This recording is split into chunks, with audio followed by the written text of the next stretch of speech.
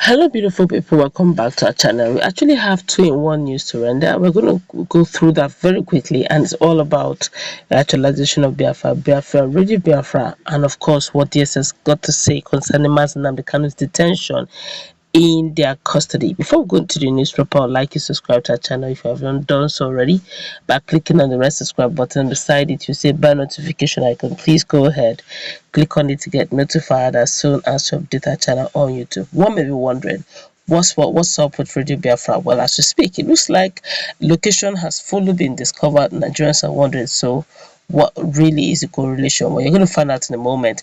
Tucked away down in a quiet and living street in Beckham, southeast London, is the registered address of a movement seeking to break Nigeria apart.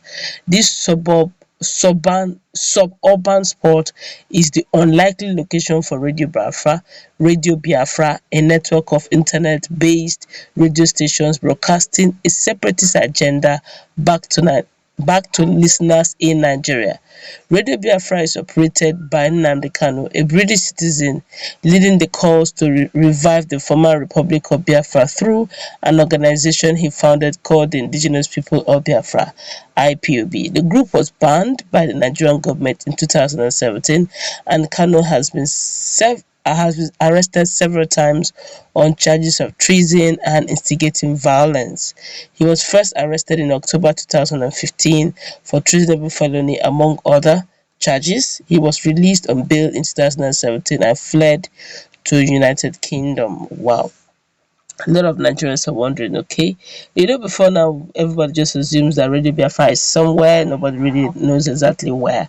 But now, where it is now located is now known. We do not know exactly what will happen eventually, but well, thank God, it's good to note that they are registered. Let's find out exactly what DSS has to say.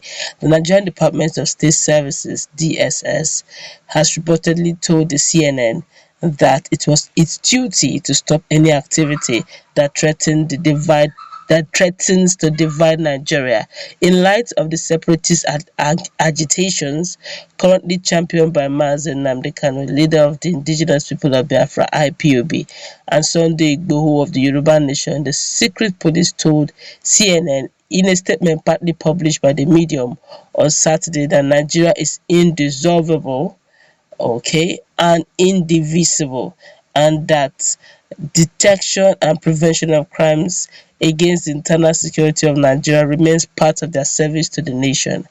Kanu is in the custody of the DSS since his interception abroad on June 27 and subsequent extradition to Nigeria. His detention followed a remand order granted by a federal high court sitting in Abuja. Though his lawyers were not present during the proceeding, the court had also ordered that his lawyers and family members be allowed to see him from time to time.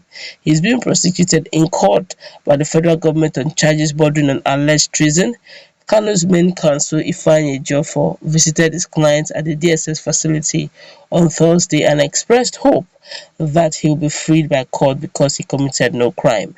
Ejiofor also accused agencies of the federal government of violating his client's rights when it invaded his homeland some years back.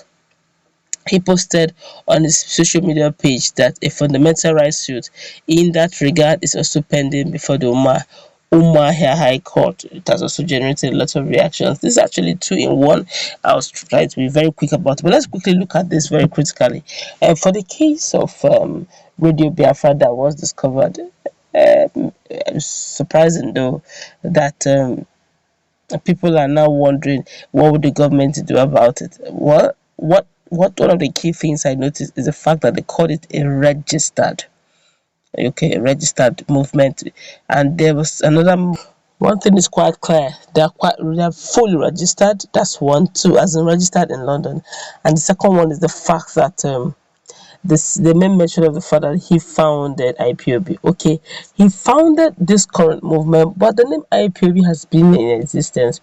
I could still remember was Rike and one Emeka. I think, yeah, Emeka, he said something about that name being his name initially, then the name was taken away. Then it was Ricky saying that he actually, created Radio Biafra in London, and he now. But when it comes to the issue of the movement at this present moment, was actually championed by Mazi Nnamdi Kanu. But for the DSS, they say something very unique, and which is actually very true. They actually been given the major role of ensuring that there's internal security. And they're saying that they have not gone in as much as it is anything that has to do with a dividing of the country, that they will take it personal because they are being given that task of ensuring that there's a security, law and order, internal security, and in as much as Mazen and Kanu Igbo, who have decided to champion the division of Nigeria, then they're calling them forth. But in all, and while they look at the fact that they are being given that mandate of being champion the indivisibility of Nigeria, they should also look at the issue of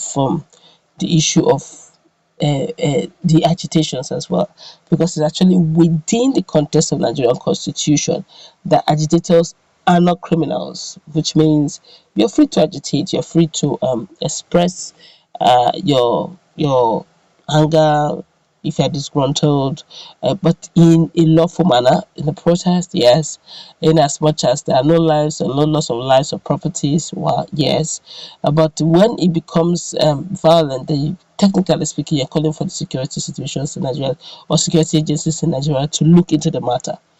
Now, but stopping agitation, to stopping protest is like you're infringing on the rights of those individuals who have the right to self-determination and all that. Now that which brings us to the fact that there's actually a thin line between going against the law and infringing on the rights of the average Nigerian, which means while you're executing your roles in whatever platform, wherever you are, you should look at where your own right stops, another man's right begins, which means for everyone in any particular job function should look through the constitution. What does it say? And become mindful of not infringing on another man's right.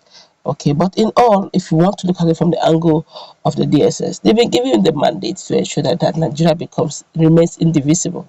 But also the law of democracy, the one of the cardinal rules of the tenets of the democracy is the right to life, right to freedom of speech, right to freedom of expression. Even democracy protest is also part of it, which means in all of this combining into one, there should be a thin line. But for Radio Biafra now, a lot of Nigerians out there who are actually against Muslim Africanist movement is saying that this is the best time President Muhammadu Buhari should go meet the international community or the UK government on the issue of shutting down Radio Biafra and all that. I don't know how true that is, but this is just coming in as a news. But then, you know how the Senate claims are.